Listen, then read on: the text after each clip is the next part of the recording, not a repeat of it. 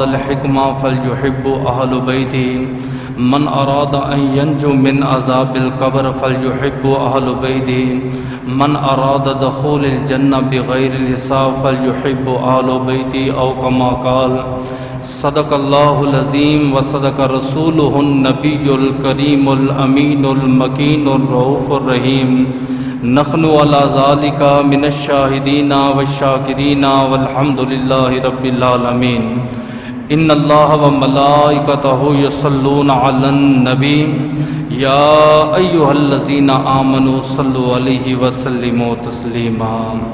تھوڑی سی آواز کو اللہم صلی علی سیدنا و مولانا محمد وعلی آل سیدنا و مولانا محمد وبارک وسلم وصلی علیہ الصلاۃ والسلام علیک یا سیدی یا رسول اللہ وعلی آلک وصحابک یا سیدی یا حبیب اللہ الصلاۃ والسلام علیک یا سیدی یا خاتم النبیین وعلی آلک وصحابک یا سیدی یا رحمۃ للعالمین الصلاۃ والسلام علیک یا سیدی یا مراد المشتاقین وعلی آلک وصحابک یا سیدی یا راحت العاشقین ربی اشرح لی صدری ویسر لی امری واحلل عقدۃ من لسانی یفقہوا قولی۔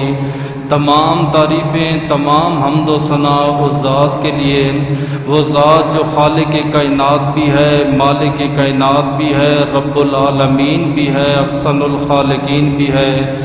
ان اللہ علی کل شیء قدیر کی حمد و ثنا کے بعد حضور سرور کونین نبی الحرمین، حضور صاحب مشرقین والمغربین، حضور نور مجسم شفیع معظم تاجدار مدینہ راحت و قلب و سینہ، صاحب معطر پسینہ باعث نزول سکینہ، قائد المرسلین و خاتم النبیین، احمد مجتبی جناب محمد مصطفیٰ کے دربار کو ہر بار دربار میں ہدیتاً تحفتاً عقیدتاً محبتاً نذراناً درود شریف پڑھنے کے بعد دعا گو ہوں کہ میرا پڑھنا اور آپ کا سننا اللہ پاک اپنے دربار لم یزل میں قبول و منظور فرمائے۔ اللہ پاک شہدائے کربلا کی وسیلہ جلیلہ سے ہم تمام مسلمانوں کے دلی نیک دعائیں اور نیک آرزوؤں کو قبول و منظور فرمائے۔ حضرت صلی اللہ تعالیٰ علیہ وآلہ وسلم نے ارشاد فرمایا، میرا جو امتی مقام توکل سیکھنا چاہتا ہے وہ میری اہل بیت سے محبت کرے، میرا جو امتی علم حکمت سیکھنا چاہتا ہے وہ میری اہل بیت سے محبت کرے، میرا جو امتی چاہتا ہے کہ اسے عذاب قبر نہ ہو وہ میری اہل بیت سے محبت کرے، میرا جو امتی چاہتا ہے کہ بغیر حساب و کتاب خدا کی جنت میں جاؤں، فرمایا میری اہل بیت سے محبت کرے، اللہ اس کی قبر کو بھی جنت بنائے گا، اللہ اس کی آخرت کو بھی جنت بنائے گا۔ اللہ پاک اپنی عظیم الشان کتاب قرآن پاک فرقان حمید برہان رشید میں اہل بیت اطہار کا ذکر فرما رہا ہے۔ ماہ مبارک ماہ محرم الحرام ہے۔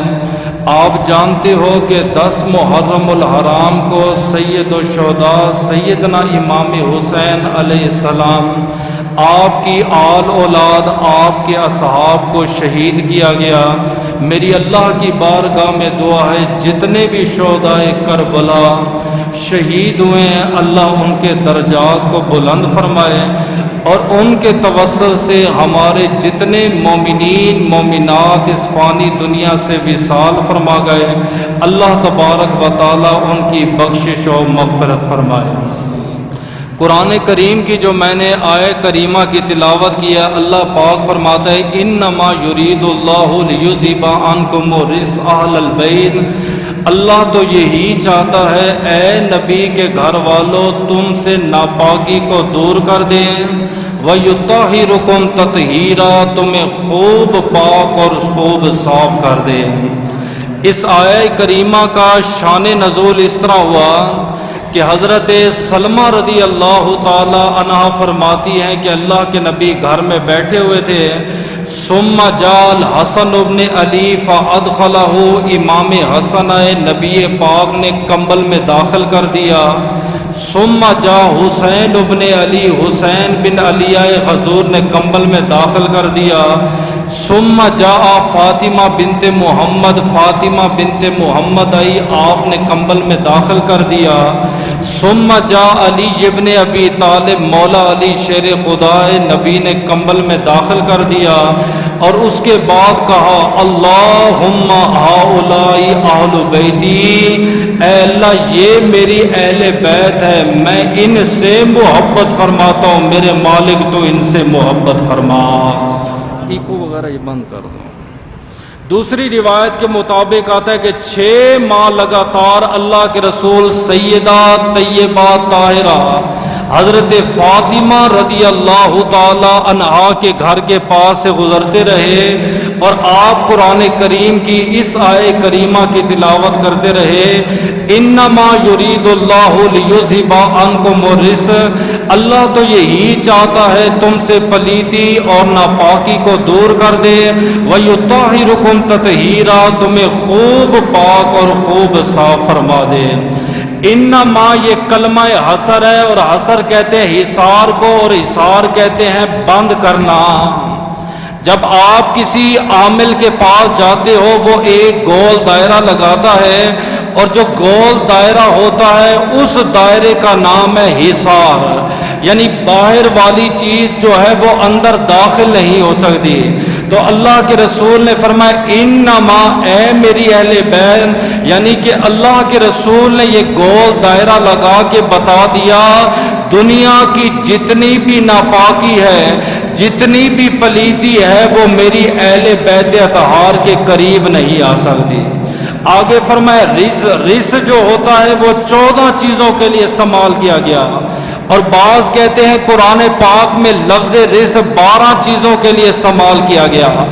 رجس کہتے ہیں بدھ کو، بدھ کے آلات کو، شراب کو، سور کو، خنزیر کو، ناپاکی کو، بتوں کو، بتوں کے آلات کو، جوئے کو، جوئے کے آلات کو، یعنی کہ اے نبی کے گھر والوں، اللہ پاک نے تمہیں ہر طرح کی پلیتی اور ناپاکی سے دور کر دیا، تمہیں اللہ پاک نے خوب پاک اور خوب صاف فرما دیا۔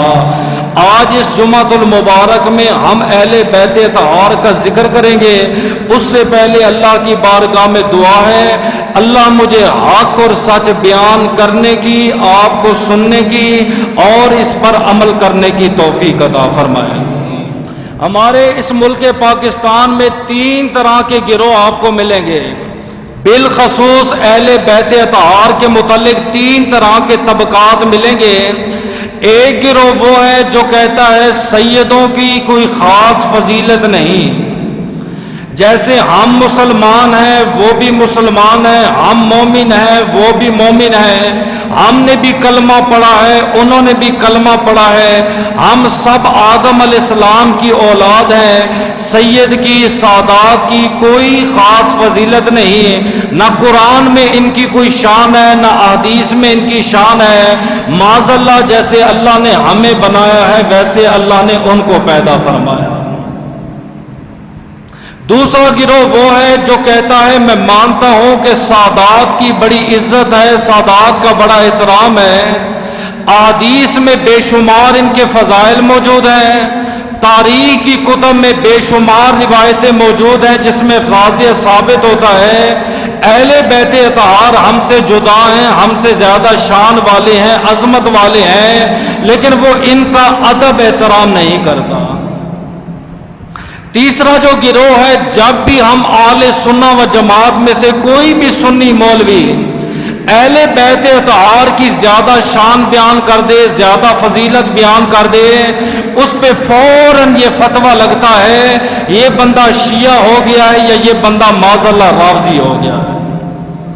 ان 3 گروہ کا ذکر کروں گا۔ پہلا وہ گروہ جس کا یہ دعویٰ ہے کہ نبی کی آل اولاد کی کوئی خاص فضیلت نہیں، نبی کی آل اولاد کی کوئی خاص شان نہیں۔ اور نبی پاک کی حدیث کی طرف جاتے ہیں، آپ نے فرمایا ان اللہ خلقنی فجعلنی فی خیرہم خلق، اللہ پاک نے مخلوق کو پیدا فرمایا، مجھے سب سے بہترین مخلوق میں پیدا کیا، ثم جعلہم فرقتین، پھر اللہ نے فرقے بنائے، فجعلنی فی خیرہم فرقہ، مجھے سب سے بہترین فرقے میں پیدا فرمایا، ثم جعلہم قبیلتین، پھر اللہ نے قبیلے بنائے، ثم جعلنی فی خیرہم قبیلہ، مجھے سب سے بہترین قبیلے میں پیدا فرمایا، ثم جعلہم بیوتن، پھر اللہ نے گھر بنائے، فرمایا ثم جعلنی فی خیرہم بیتن و خیرہم نفسن، فرمایا قیامت تک نہ محمد جیسا کوئی محمد آ سکتا ہے، نہ محمد جیسا گھرانہ پیدا ہو سکتا ہے۔ اس حدیث میں واضح اللہ کے نبی نے فرما دیا نہ میرے جیسا کوئی ہو سکتا ہے، نہ میرے گھر والوں جیسا کوئی ہو سکتا ہے۔ اب دوسری حدیث ہے، میرے اور آپ کے نبی مولا علی شیر خدا کی طرف مخاطب ہوئے، آپ نے فرمایا یا علی اربعۃ من آل جنہ، مولا علی 4 بندے جنت میں جائیں گے۔ عرض کی اللہ کے رسول وہ 4 بندے کون سے ہیں؟ آپ نے فرمایا انا و انت الحسن والحسین، میں بھی جنت میں جاؤں گا، علی بھی جنت میں جائے گا، حسن بھی جنتی ہے، حسین بھی جنتی ہے۔ عرض کی اللہ کے رسول کیا ہم 4 بندے جنتی ہیں، 5واں کوئی نہیں جائے گا؟ آپ نے فرمایا ثم ورائنا خلف ظہورنا، علی صرف آپ اور میں نہیں، حسن اور حسین نہیں، آپ کی جو اولاد ہوگی وہ بھی جنتی ہے، جو میری اولاد ہوگی وہ بھی جنتی ہے، جو حسن کی اولاد ہوگی وہ بھی جنتی ہے، جو حسین کی اولاد ہوگی وہ بھی جنتی ہے۔ مولا علی شیر خدا نے کہا آقا ہم 4 بندے تھے، چاروں کی اولاد جنت میں جائے گی، اور کوئی نہیں جائے گا؟ نبی پاک نے فرمایا ثم ورائنا خلف ازواجنا، علی ہم 4 جنت میں جائیں گے، ہماری اولادیں جنت میں جائیں گی، میری 11 بیویاں، عائشہ بھی جنتی ہے، سودا بھی جنتی ہے، فاطمہ بھی جنتی ہے، زینب بھی جنتی ہے، جویریہ بھی جنتی ہے، صفیہ بھی جنتی ہے۔ آقا کیا آپ کی بیویاں جنت میں جائیں گی اور کوئی نہیں جائے گا؟ آپ نے فرمایا ثم ورائنا خلف شیعتنا عن یمینہ وعن شمالہ، فرمایا قیامت تک جو غلام میری اہل بیت سے محبت کرے گا، قیامت کے دن ہم اس کا ہاتھ پکڑ کے اسے بھی اپنے ساتھ خدا کی جنت میں لے جائیں گے۔ کیسے تو کہتا ہے کہ اہل بیت کی کوئی شان ہی نہیں ہے؟ جیسے ہم ہیں معاذ اللہ ویسے وہ ہیں، اور نبی فرماتے تھے صرف تو اہل بیت سے محبت کر، تو بھی جنت میں جائے گا، تیرے ساتھ ہم بھی خدا کی جنت میں جائیں گے۔ تیسری حدیث میرے نبی نے فرمایا حضرت عباس کو بلاؤ۔ حضرت عباس نبی کے چچا ہیں جن کو نبی نے اہل بیت میں شامل کیا۔ اب حضرت عباس آگے نبی پاک نے ان کے بچوں کو پیار کیا اور دعا کی اے اللہ میں ان کے بچوں سے پیار کرتا ہوں، میرے مالک تو بھی ان سے پیار فرما۔ حضرت عباس جب جانے لگے حضرت کعب رضی اللہ تعالیٰ عنہ اٹھ پڑے، آپ نے حضرت عباس کا دامن پکڑ لیا۔ عباس قیامت کا دن ہوگا، نفسی نفسی کا عالم ہوگا، سورج انسان کے قریب ہوگا، تانبے اور پیتل کی زمین ہوگی، آپ نے میری سفارش کرنی ہے۔ حضرت عباس نے کہا میں تیری کیسے سفارش کروں گا؟ فرمایا عباس کیا آپ اہل بیت میں شامل ہیں؟ اس نے کہا ہاں میں اہل بیت میں شامل ہوں۔ فرمایا اگر اہل بیت میں شامل ہے تو سن لو، نبی پاک کا فرمان ہے قیامت تک جو سید ہوگا صرف جنتی نہیں ہوگا، خدا اسے شفاعت کا حق بھی عطا فرماتا ہے۔ آپ کو مجھے نہیں ہے، کسی امتی کو نصیب ہوگا، اور سعادت وہ ہے جو قیامت کے دن شفاعت بھی فرمائے گا۔ چوتھی فضیلت، ایک دفعہ اللہ کے رسول نے عصر کی نماز پڑھی، نماز کے بعد نبی کی عادت ہی مصافحہ کرتے تھے، جوانوں سے علیحدہ ہوتا تھا، بزرگوں سے علیحدہ ہوتا تھا، بچوں سے علیحدہ ہوتا تھا۔ کہتے ایک حبشی بچہ آیا، میرے اور آپ کے نبی نے سلام کیا، سلام کے بعد آپ نے اسے بوسہ دیا، پھر آپ نے اپنا دست مبارک اس کے سر پہ پھیرا۔ ابو ہریرہ کہتے میں نے عرض کی آقا باقی بھی بچے ہیں، عربیوں کے ہیں، اجمیوں کے ہیں، آپ نے انہیں سلام کیا ہے لیکن بوسہ نہیں دیا، اس کو کیوں بوسہ دیا ہے؟ آپ نے فرمایا ابو ہریرہ میرا بیٹا امام حسین گلیوں میں جا رہا تھا، جہاں سے حسین نے قدم اٹھایا وہاں کی مٹی اٹھا کے اس نے اپنی پیشانی پہ لگائی، اور ایک روایت میں آتا ہے جہاں سے حسین نے قدم اٹھایا وہاں کی مٹی کو اس نے بوسہ دیا۔ فرمایا محمد اس پیشانی کو کیوں نہ چومے جو بچہ حسین کے قدموں کا بوسہ لیتا ہے۔ نبی پاک نے تو ان بچوں کو بوسہ دیا، فرمایا اس کے دل میں امام حسین کی، امام حسن کی محبت ہے۔ چوتھی فضیلت، حضرت حذیفہ بن یمان کہتے ہیں میں جانے لگا تو میری ماں نے پوچھا بیٹا کہاں جا رہے ہو؟ میں نے کہا میں اللہ کے نبی کی زیارت کے لیے جا رہا ہوں۔ فرمایا ٹھیک ہے بیٹا، نبی پاک کے پاس جانا اور اسے کہنا میری بخشش کی دعا کروائے۔ حضرت حذیفہ بن یمان کہتے ہیں میں چلا گیا، مغرب کی نماز میں نے اللہ کے نبی کے پیچھے پڑھی، رش زیادہ تھا بات نہ کر سکا۔ جب رش ختم ہوا اللہ کے نبی ذکر اذکار میں مصروف ہو گئے، پھر بات نہ کر سکا۔ عشاء کی نماز ہوگی، پریشان ہوا ہوں کہ ماں نے کہا جلدی آنا، ماں نے کہا میرے لیے مغفرت کی دعا کروانا۔ کہتے عشاء کی نماز کے بعد میں نے دیکھا نبی پاک ایک کونے میں باتیں کر رہے تھے، پھر آپ اپنے گھر کی طرف جانے لگے، پیچھے پیچھے میں چلنے لگا، اللہ کے رسول رک گئے۔ آپ نے فرمایا من ھذا کون ہے؟ پھر فرمایا قال حذیفہ، کیا حذیفہ ہو؟ قال نام یا رسول اللہ، آقا میں ہوں۔ فرمایا غفر اللہ امی کا وانت، اللہ تیری بھی مغفر فرمائے تیری ماں کی مغفر فرمائے، کیوں آئے ہو؟ میں نے کہا آقا میں جس مقصد کے لیے آیا تھا مقصد میرا پورا ہو گیا ہے، میری ماں نے کہا تھا دعا کروانا تو آپ نے دعا کر دی ہے۔ آقا ایک بات پوچھنی ہے، آپ مسجد کے کونے میں کھڑے ہو کر کسی سے باتیں کر رہے تھے، نظر تو کوئی نہیں آیا؟ آپ نے فرمایا ایک ایسا فرشتہ زمین پہ آیا، نہ آج سے پہلے آیا تھا نہ آج کے بعد وہ آئے گا، اس نے مجھے دو باتیں بتائی ہیں کہ سیدۃ النساء آل جنہ الحسن والحسین سید الشباب آل جنہ۔ فرمایا آپ کی بیٹی قیامت کے دن جنتی عورتوں کی سردار بن کے جنت میں جائے گی، اور آپ کے نواسے قیامت کے دن جنتی جوانوں کے سردار بن کے خدا کی جنت میں جائیں گے۔ وہ جنت کے سردار ہے، تو کہتا ہے کوئی خاص فضیلت نہیں ہے؟ جیسے ہم مسلمان ہیں وہ مسلمان ہیں، وہ بھی مومن تھے ہم بھی مومن ہیں، نبی پاک نے انہیں جنت کی بشارت دی ہے۔ نبی پاک نے فرمایا میری آل اولاد شفاعت کرے گی، اور تو کہتا پھرتا ہے ان میں اور ہم میں کوئی فرق نہیں ہے۔ یہ سنیں، حضرت سلمان فارسی کہتے ہیں نبی پاک کے پاس ایک کافر آئے تھے، اس نے کلمہ پڑھا، میرے اور آپ کے نبی نے فرمایا سر سے ننگا ہے کوئی اس کا سر ڈھانپنے والا؟ 1400 صحابہ کرام میں سے مولا علی سامنے آئے، آقا میں اپنا امامہ سے ہدیتاً پیش کرتا ہوں۔ آپ نے فرمایا پاؤں سے ننگا ہے کوئی جوتا دینے والا؟ ایک صحابی بڑا، اس نے کہا آقا میں اس کو جوتا دیتا ہوں۔ جب وہ جانے لگا اس نے کہا آقا میں بھوکا ہوں۔ آپ نے فرمایا یہ بھوکا ہے کوئی کھانا کھلانے والا؟ 1400 صحابہ کرام کی گردنیں جھک گئی۔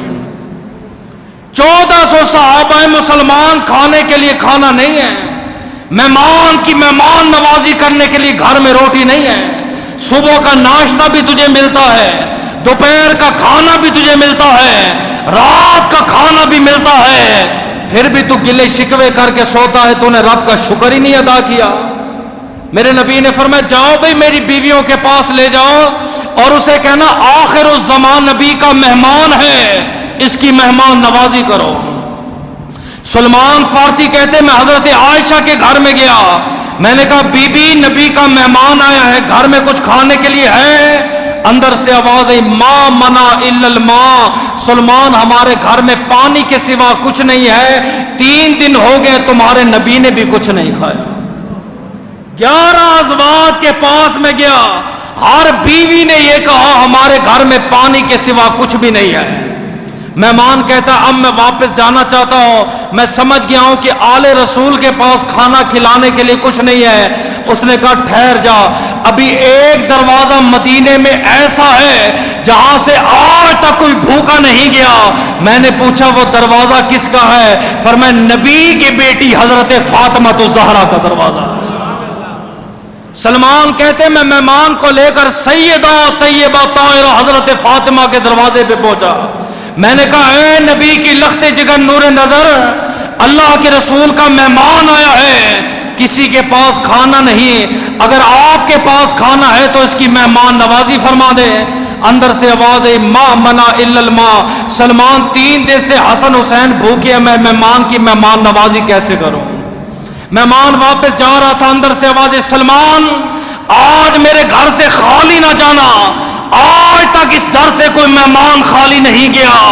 آپ نے اپنی چادر تطہیر اتاری اور دیوار سے باہر پھینک دی. فرمایا شموم یہودی کے پاس لے جاؤ، اسے کہو کہ گندم دے دے، میں آٹا پیس لوں گی، پھر مہمان کے لیے روٹی بناؤں گی، مہمان کی مہمان نوازی کروں گی. سلمان کہتے ہیں کہ میں حضرت فاطمہ کی چادر لے کر جب میں شموم یہودی کے پاس گیا، اس نے چادر کو دیکھا، اس نے پوچھا یہ چادر کس کی ہے؟ میں نے کہا جس نبی نے اعلان نبوت کیا ہے یہ اس کی بیٹی سیدہ فاطمہ کی چادر ہے. اندر گیا، اندر سے باہر آیا، کلمہ طیبہ پڑھ کے مسلمان ہوا. سلمان کہتے تجھے کیا ہوا؟ اس نے کہا ہماری کتابوں میں لکھا ہے آخری نبی کی سچے ہونے کی نشانی یہ ہے اس کے گھر ایک مہمان آئے گا، اس کے پاس کھانا نہ ہوگا، مہمان اس کی بیٹی کے گھر میں جائے گا، بیٹی اپنی چادر بیچ ڈالے گی. فرمایا سلمان آج پتہ چلا ہے محمد بھی سچا رسول ہے، محمد کے گھر والے بھی سچے ہیں.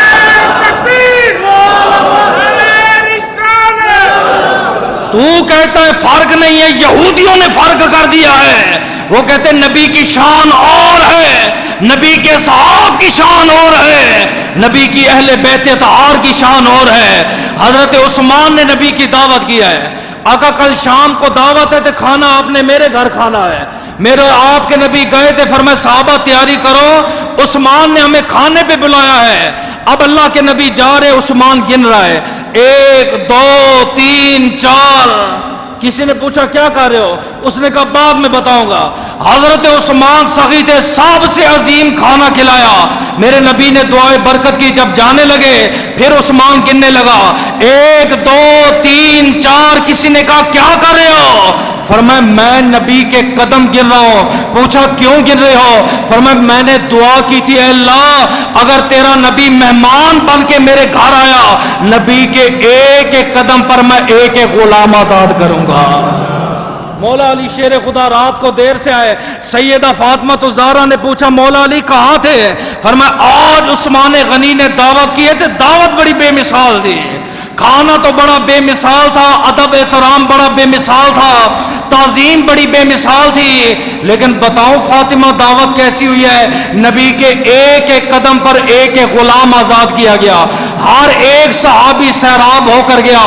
سیدہ فاطمہ نے سوچا شاید علی سوچ رہا ہے میرے پاس مال ہوتا، میرے پاس دولت ہوتی، میں بھی اپنے پیغمبر کی دعوت کرتا.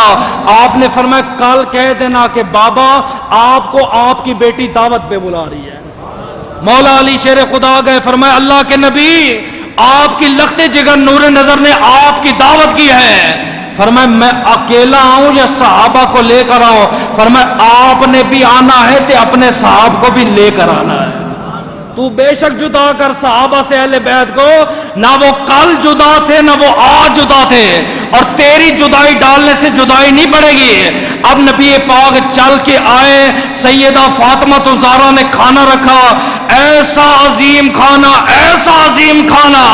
صحابہ نے کہا آقا پہلے نہ سوچا تھا نہ دیکھا تھا نہ کھایا ہے. آپ نے فرمایا بتاؤں کہاں سے آیا؟ آقا کہاں سے آیا؟ فرمایا فاطمہ کے گھر میں کچھ نہیں تھا، فاطمہ نے دعوت کی، مصلی بچھا کے دعا کی. اللہ نے فرمایا جبریل آج آخری نبی بیٹی کے گھر میں آ رہا ہے، جنتی کھانے اٹھا اور فاطمہ تھے دسترخوان کو سجا ڈال. اب نبی پاک جانے لگے، مولا علی شیر خدا پریشان ہے. سیدہ نے پوچھا ابھی بھی راضی نہیں ہو؟ فرمایا بات یہ ہے دعوت تو ہو گئی ہے، عثمان نے نبی کے ایک ایک قدم پہ غلام آزاد کیا ہے، ہم غلام کہاں سے لیں؟ فرمایا علی ٹھہرو. آپ نے وضو کیا, مصلی بچھایا اور 2 رکعت نماز حاجت پڑھی. دعا کے ہاتھ اٹھا کے کہتی مولا کھانا کھلا سکتی تھی, کھلا دیا ہے, غلام کی طاقت نہیں ہے, میرے مالک کرم فرما دے. حاتب غیب سے آوازی فاطمہ بنت محمد, وہ عثمان تھا جس نے ایک ایک قدم پر ایک ایک غلام آزاد کیا ہے. تو نبی کی نور نظر ہے, تو لخت جگر ہے. تیرا بابا تیرے گھر پہ آیا, تیرا بابا واپس مدینے گیا. ہم ایک ایک قدم پر قیامت کے دن ایک ایک ہزار امتیوں کی بخشش کا اعلان فرما دیں.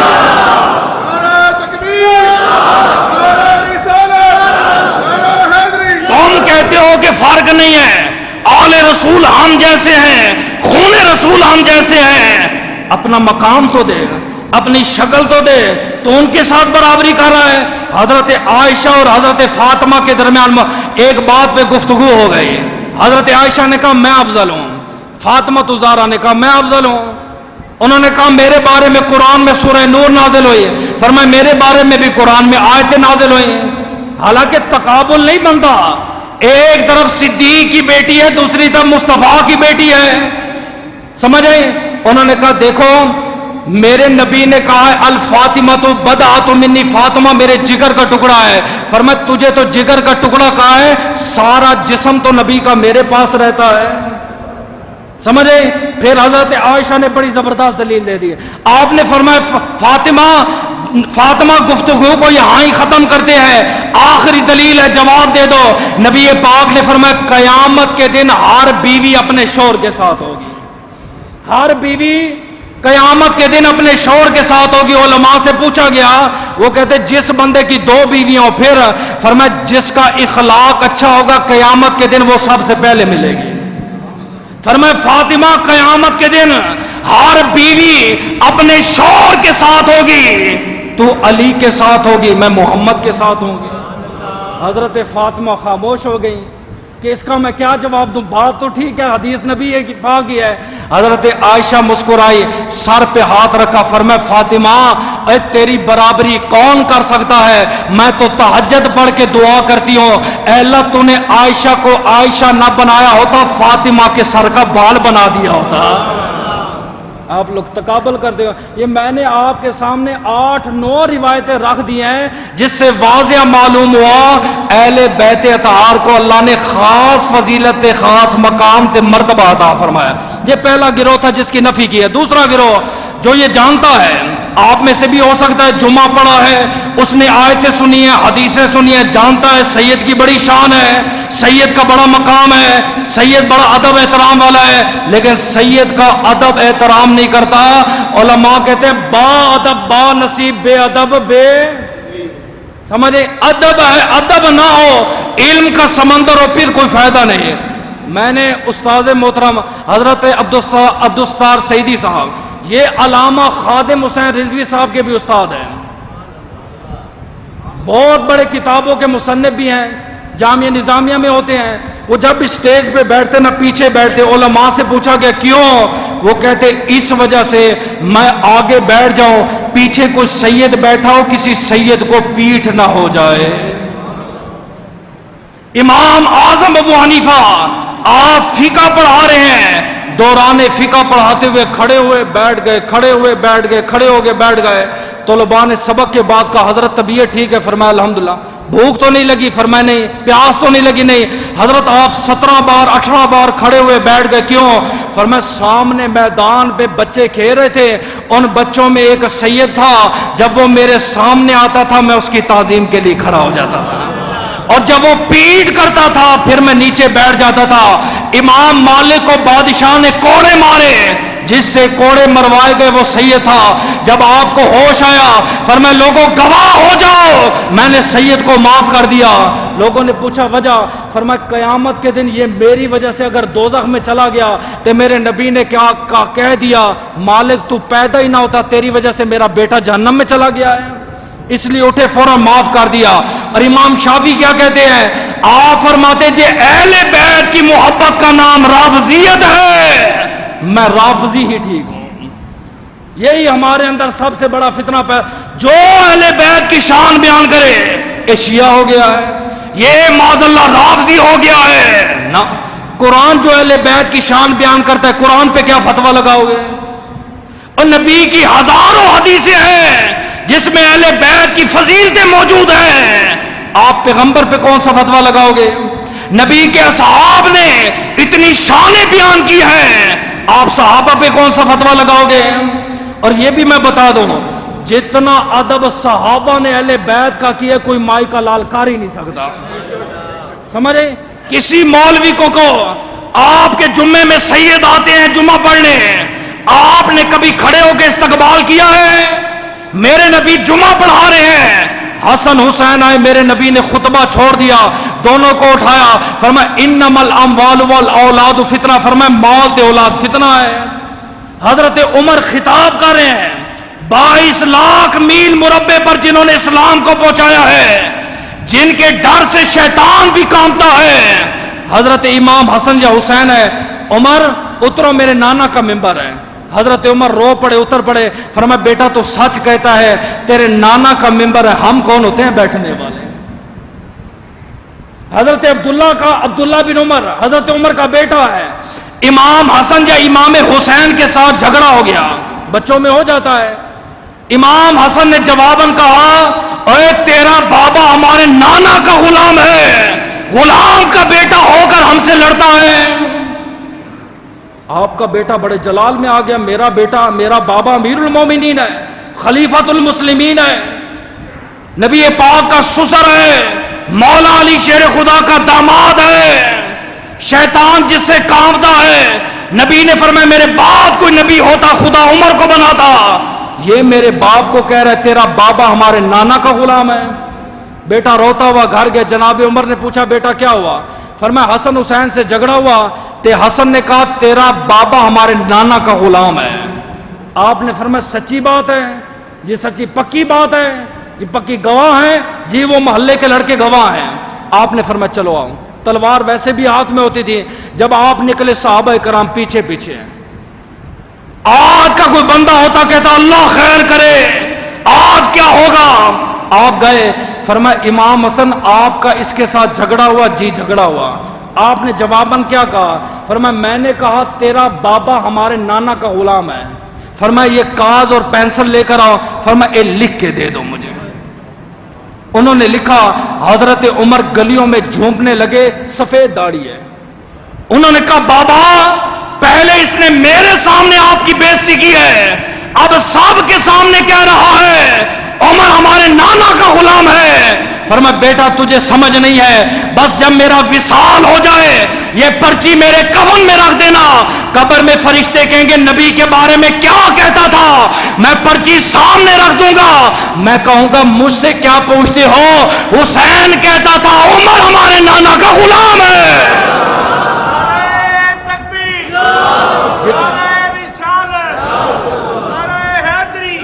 جتنا ادب احترام انہوں نے کیا خدا جانتا کوئی کر ہی نہیں سکتا۔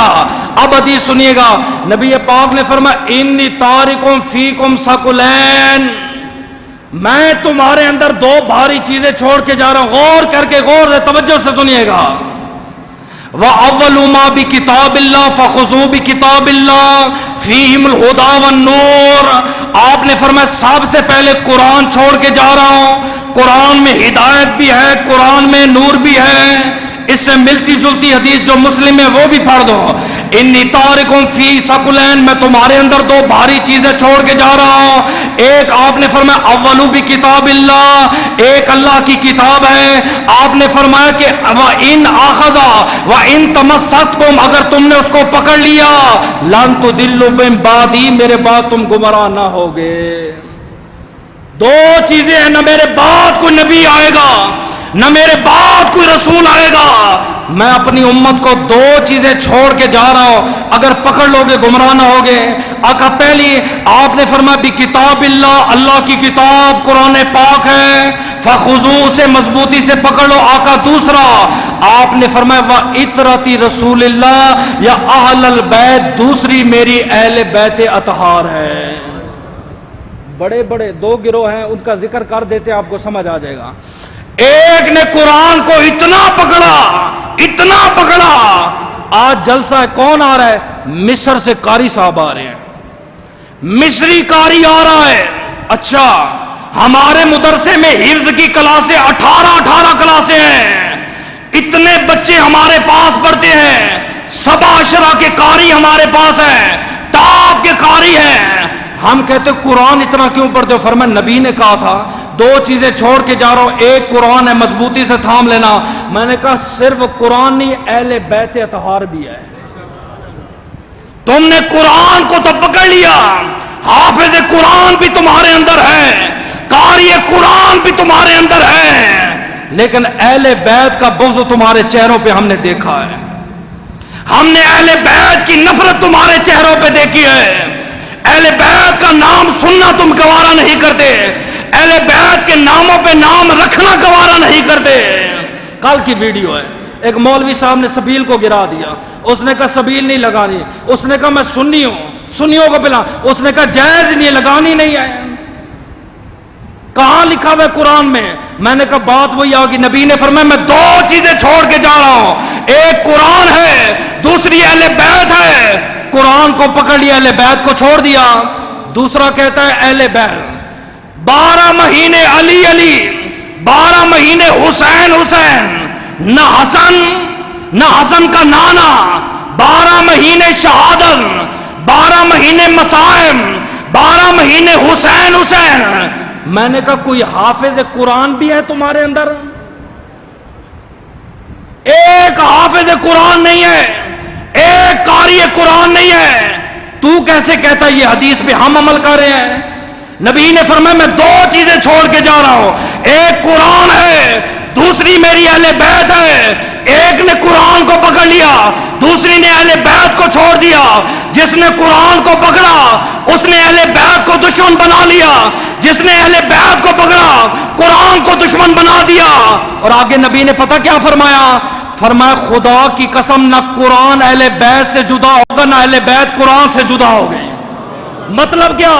فرمایا جو بندہ قرآن والا ہوگا اس کے دل میں حب اہل بیت ہوگی، اس کے دل میں محبت اہل بیت ہوگی، اس کے سینے میں عشق اہل بیت ہوگا، اس کی رگوں میں عشق اہل بیت ہوگا. جس کے سینے میں قرآن ہو تو اہل بیت نہ ہو وہ میرا، جس کے سینے میں اہل بیت ہو تو قرآن نہ وہ میرا نہیں ہے. خدا کی قسم اٹھا کے کہتا ہو پوری کائنات میں آپ کو ایک اہل سنت و جماعت ملے گی، قرآن بھی ہم پڑھتے ہیں، اہل بیت سے محبت بھی ہم کرتے ہیں. نعرہ تکبیر، نعرہ رسالت، نعرہ حیدری، خطبہ اہل سنت. اے فرقہ واریت نہیں ہے، یہ نبی کی حدیث ہے. سمجھ، تو پڑھا لکھا ہے، تو نے کہتے ماسٹر کیا ہوا ہے، نیٹ پہ جا حدیث نکال، ریسرچ کر اور دیکھ آج اس حدیث پہ عمل کون کر رہا ہے. اور نبی نے کیا فرمایا تھا؟ قرآن اہل بیت کے ساتھ ہے. مولا علی شیر خدا سے نبی نے محبت کی. ایک صحابی نے پوچھا علی سے محبت کرتے ہو داماد ہے؟ فرمایا وہ تو عثمان بھی ہے. علی پاک سے محبت کرتے ہو صاحب بھی ہے؟ فرمایا وہ تو ابو بکر بھی ہے. علی پاک سے محبت کرتے ہو بہادر ہے؟ فرمایا وہ تو خالد بن ولید بھی ہے. آقا پھر اتنی محبت کیوں کرتے ہو؟ آپ نے فرمایا کوئی قیامت کے دن کس کے ساتھ ہوگا؟ کس کے ساتھ ہوگا؟ العلی مال قرآن والقرآن مال علی، علی قرآن کے ساتھ ہوگا، قرآن علی کے ساتھ ہوگا. اگلی بات بتاؤں، قرآن نے اہل بیت کا ساتھ کتنا دیا اور اہل بیت نے قرآن کا کتنا ساتھ دیا. 10 محرم الحرام کا دن ہے، میرے امام حسین کی گردن کو کاٹا گیا، نیزے پر میرے حسین کی گردن کو رکھا گیا. انہوں نے قافلہ چلایا، قافلے کے آگے انہوں نے قاری قرآن کو رکھا. دستور یہ تھا جو آگے آگے بیٹھ کے قرآن پڑھے تاکہ جہاں جہاں سے قافلہ گزرے لوگ سمجھیں مسلمان آ رہے ہیں باغیوں پر فتح حاصل کر کے. معاذ اللہ امام حسین کو باغی سمجھ کر سمجھانے کے لیے، امام حسین کو حق ثابت کرنے کے لیے آگے انہوں نے قرآن کا قاری چھوڑ دیا. قرآن کا قاری قرآن پڑھتا جا رہا ہے، پڑھتا جا رہا ہے، پڑھتا جا رہا ہے. جب گلا خشک ہوا قرآن کے قاری نے قرآن کو چھوڑا. اچانک آواز بسم اللہ الرحمن الرحیم. کبھی لوگ دائیں دیکھتے ہیں، کبھی لوگ بائیں دیکھتے ہیں. قاری قرات نہیں کر رہا، یہ آواز کہاں سے آئی ہے؟ صحابہ کہتے لوگوں رب کعبہ کی قسم ہے ہم نے حسین کے ہونٹوں سے دیکھا کہ حسین کی زبان سے قرآن جاری و ساری تھا۔ فرمایا میری اہل بیت نہ قرآن سے جدا ہے نہ قرآن اہل بیت سے، جی دونوں کو مضبوطی سے تھاما ہوا ہے، ہم ایک کے ماننے والے نہیں ہیں۔ اب تیسرا گروہ، اس کا بھی جواب دے دیں۔ وہ کہتا ہے آپ اتنی محبت کیوں کرتے ہو؟ اہل بیت کا ذکر ہر ٹائم، اہل بیت کا ذکر، علی پاک کا ذکر، حسن و حسین کا ذکر، فاطمہ بنت محمد کا ذکر۔ میں نے اس مسجد میں 12 اماموں کا ذکر کیا، 7 امیر معاویہ کا بھی کیا تھا۔ مجھے کہا آپ نے کیوں 12 اماموں کا؟ میں کہ سنو حدیث ہے، قال النبی صلی اللہ علیہ وسلم حبی و حب آل بیت نافع فی 7 المواطن۔ فرمایا میری تے میری اہل بیت کی محبت 7 مقام میں تمہیں فائدہ دے گی، اور وہ 7 مقام ایسے، ان میں سے 1-2 یاد کر کے آپ بھی جمعہ پڑھنے آئے ہو۔ فرمایا میری تے میری اہل بیت کی محبت تمہیں 7 مقام پہ فائدہ دے گی۔ وَأَحْوَالُهُنَّ عظیم، اور کچھ چھوٹے موٹے کام نہیں ہیں، کچھ چھوٹے موٹے منزل نہیں، بہت بڑی بڑی منزلیں ہیں۔ آقا پہلی فرمایا عند الوفات ہی، موت کے ٹائم میری اہل بیت کی محبت کام آئے گی۔ میں نے اس پہ بڑی تحقیق کی، آخر کیا وجہ ہے، کیسے کام آئے گی؟ ہمیں تو بتایا گیا تھا کلمہ پڑھنا ہے موت سے پہلے، اور نبی فرماتے موت کے ٹائم میری اہل بیت کی محبت کام آئے گی۔ کیوں؟ فرمایا ممات علی حب آل محمد مات شہیدہ، جس نے میرے اہل بیت سے محبت کی موت بستر پہ آئی اللہ شہداء کی صفوں میں کھڑا کرے گا۔ پھر آپ نے فرمایا قیامت کے دن پتہ ہے جنت میں کیسے جائے گا؟ یزف الی الجنت کما تزف عروس الی بیت زوجها، جیسے دلہن اپنے دولہے کے گھر جاتی ہے، دلہن اپنے دولہے کے گھر جاتی ہے۔ پرانے بزرگ بیٹھے ہیں، یہ اس بات کی تصدیق کریں گے۔ آج تو جدید دور آگے نا، ڈولی اٹھتی ہے گاڑیوں میں، اس سے بھی جدید دور آئے گا، ہیلی کاپٹر کا استعمال کیا جائے گا۔ آج سے تقریباً 100 سال 50 سال پہلے چلے جائیں، دلہن کے بھائی ڈولی اپنے کندھوں پہ اٹھاتے تھے، دلہن کے رشتہ دار ڈولی اپنے کندھوں پہ اٹھاتے تھے، پورا محلہ اکٹھا ہوتا تھا، تلاوت قرآن شروع ہوتی تھی، قافلہ جب چلتا تھا، بارات پہنچتی تھی، محلے میں شور ہوتا تھا، بھائی دلہن آ گئی ہے، تمہیں کیسے پتا چلا؟ فرمایا قرآن کی تلاوت آواز آ رہی ہے، ایک ڈانس تھے، ڈھول نہیں تھے، تلاوت قرآن ہوتی تھی، بڑے ادب طریقے سے دلہن کو اندر لایا جاتا۔ اس دور کی مائیاں دلہن کا پاؤں دھو کے پانی چھڑکاتی تھی، گھر میں پورا سال برکت رہتی تھی۔ آج بھی یہ عمل ہے، آپ نے نہیں کرنا، عورت نے کرنا ہے۔ سمجھ آئیے؟ سمجھ آئیے؟ تو دلہن کو دولہا کیسے لے کر آتا ہے؟ پوری بارات کی شکل میں۔ اے نبی نے فرمایا جس کے دل میں میری اہل بیت کی محبت ہوگی، قیامت کے دن ڈولی پہ بیٹھے گا، خدا کے فرشتے اس کی ڈولی کو سجائیں گے، اور بارات ساری کی ساری خدا کی جنت میں داخل ہوگی۔ اس لیے محبت کرتے۔ دوسرا، قبر کے بعد دوسرا مقام کون سا ہے؟ آپ نے فرمایا وَعِندَ الْحَشْرِ، قبر کے بعد اٹھنا بھی ہے، اس ٹائم میری اہل بیت کی محبت کام آئے گی۔ آقا وہ کیسے؟ آپ نے فرمایا حضرت عائشہ بعض لوگ قبر سے اٹھیں گے، ان کا لباس نہیں ہوگا۔ آپ کیا سمجھتے ہیں یہ جو کفن پہنا ہوا یہ پہن کے اوپر جائیں گے؟ نہ، فرشتہ کہتے ہیں نیکی لکھ، ایک پلڑے پہ نیکیاں آ گئی، دوسرے پہ گناہ آ گئے، تیسرا اتنا چھوٹا ہے ستر آپ ڈھام نہیں سکتے۔ فرمایا قبروں سے باہر نکلیں گے، بعض کے لیے سواری ہوگی، بعض پیدل جائیں گے، 500 سال کا سفر، قیامت قائم ہو گئی ہے۔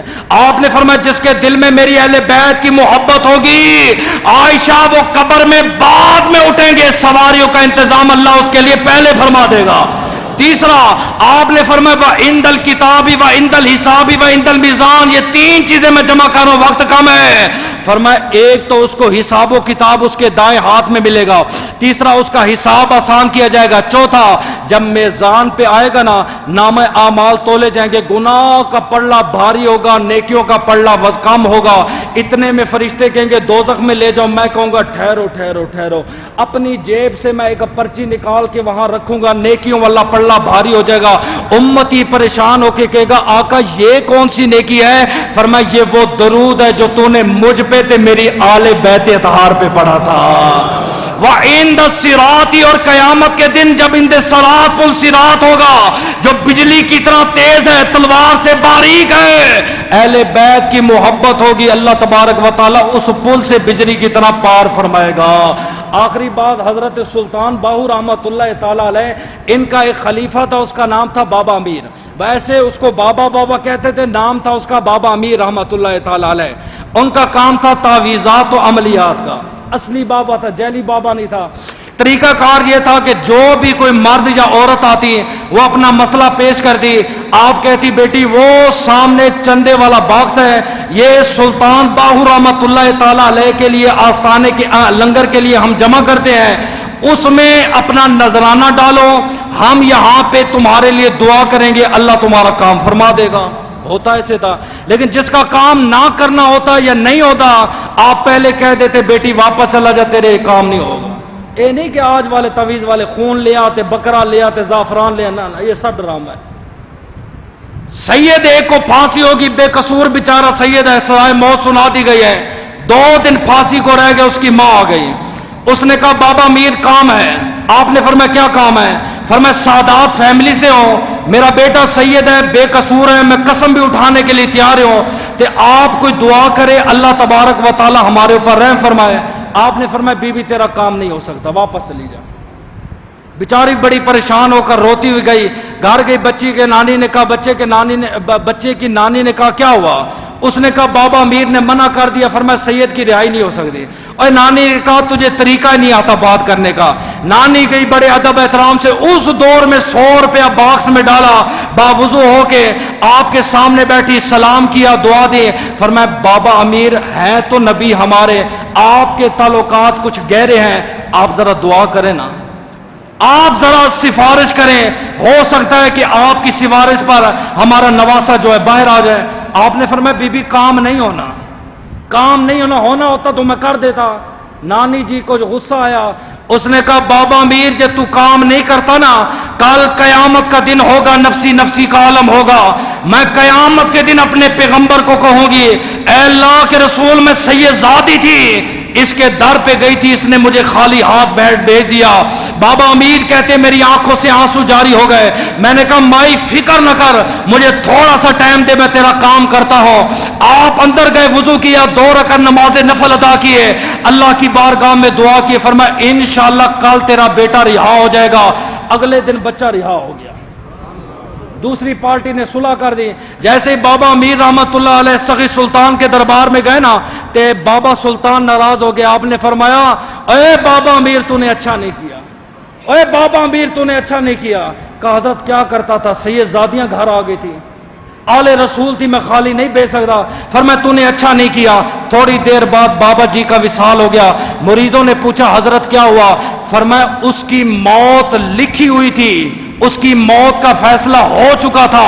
تے بابا امیر کے پاس جب سید زادی آئی، اس نے دعا کے ہاتھ اٹھا دیے، اے اللہ تیری تقدیر کے فیصلے اٹل ہے، لیکن یہ بات اٹھے ہوئے ہیں، کل قیامت کے دن مجھے زہرا کے بابا کے سامنے شرمندہ نہ کرنا۔